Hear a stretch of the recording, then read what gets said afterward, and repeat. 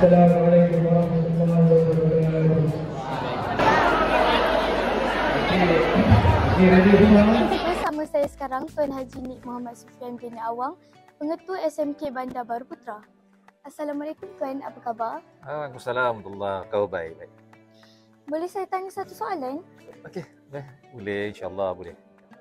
Apakah harapan Tuan terhadap pelajar-pelajar SMK Bandar Baru Putra selepas mereka menyertai aktiviti-aktiviti yang berlangsung selama program Ihak Ramadan ini dilakukan?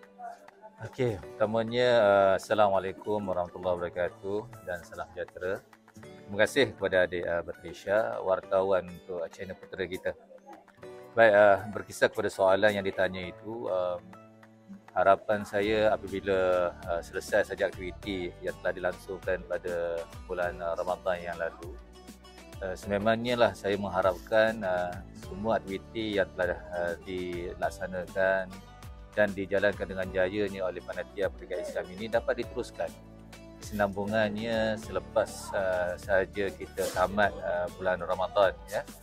Dan sememangnya saya mengharapkan anak-anak terus beristiqamah, terutamanya dalam kita memulangkaji bacaan Al-Quran, memperbaiki dan seterusnya.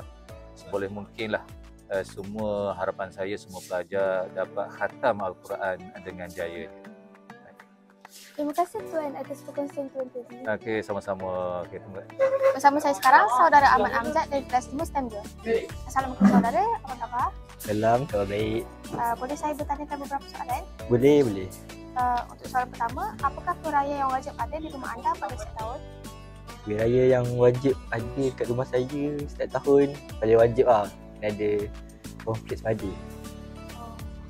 Okay, untuk soalan kedua, kalau boleh tahu, apakah warna baju raya anda dan adakah keluarga dan anda pakai baju Stondon? Bagi tahun ni, keluarga saya pakai Stondon, pakai warna biru gelap. Itu sahaja soalan saya. Terima kasih atas perkongsian anda tadi. Tahu sama.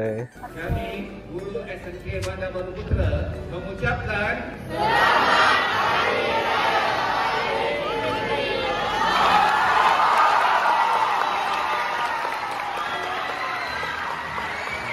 Kami dari channel Putra SMK Bandar Baru Putra ingin mengucapkan Selamat Hari Raya Aidilfitri, maaf zahir dan batin. Sekian sahaja daripada kami. Saya Ainul Husna dan saya Batrisha Reza. Kami dari channel Putra SMK Bandar Baru Putra.